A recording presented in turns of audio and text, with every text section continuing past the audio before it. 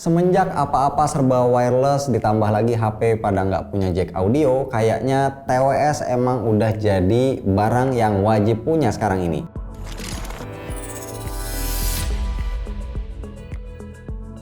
Selain lebih ringkes, pakai TWS juga bikin kita kelihatan kayak lebih stylish dan modis.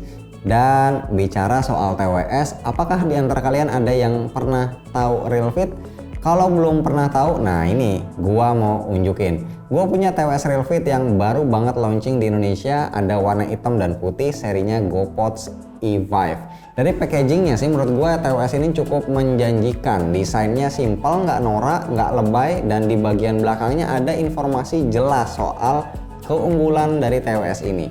Waktu kotaknya dibuka, aksesori yang dikasih itu termasuk lengkap. Kita bakal dapat 2 spare ear tips ukuran S dan L, buku petunjuk penggunaan, dan kabel charger micro USB.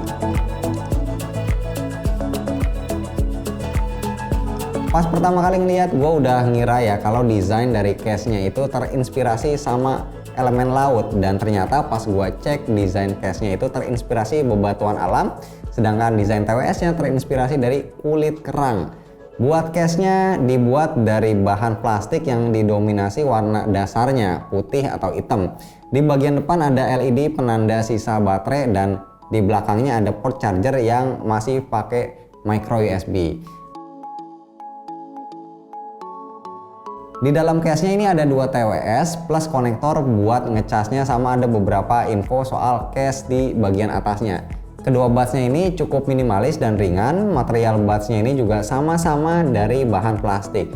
Bedanya buat bagian yang luar, yang ini ya finishingnya glossy dan yang dalam itu matte. Oh ya, budsnya ini juga udah ada sertifikasi IPX4, jadi nggak terlalu khawatir kalau misalnya nggak sengaja kena kebanjiran keringat.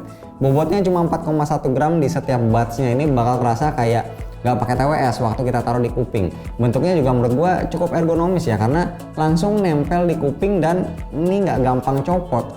Kayak yang gue bilang tadi, kalau bagian luar TWS-nya itu mirip kayak kulit kerang. Nah teman-teman bisa lihat sendiri ya, kalau di sekelilingnya itu ada garis-garis timbul yang cukup berasa kalau kita pegang.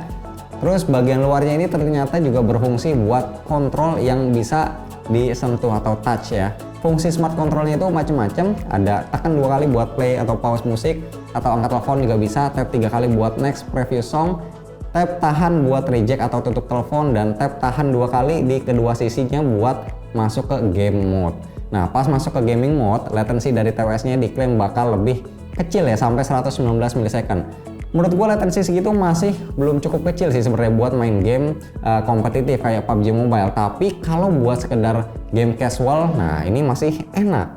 Selanjutnya gue cobain buat dengerin musik, karena emang udah support AAC. Sebelumnya gue nyalain musik, gue aktifin dulu AAC-nya. Menurut gue karakter suara dari GoPods E5 cenderung ke warm ya, dimana bassnya ini lebih dominan.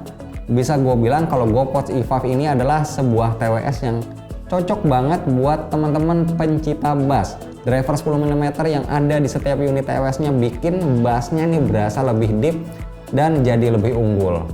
Buat beberapa lagu yang punya tempo cepat, menurut gua bassnya masih tetap bisa diekspos dengan baik. Tapi ada juga saat dimana suara vokalnya berasa ketutup sama bass. Untuk high-nya sih so-so lah.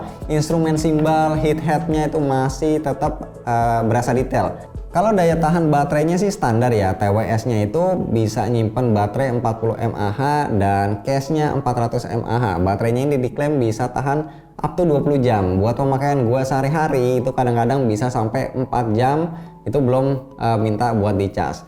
Di Indonesia, RealFit GoPods E5 ini dijual 199.000, dan menurut gua TWS ini bakal cocok ya buat teman-teman yang emang nyari TWS dengan desain yang simpel, ergonomis, dan karakter suara yang cenderung ngebass. Buat gue cocokan yang mana ya? Hitam apa putih ya?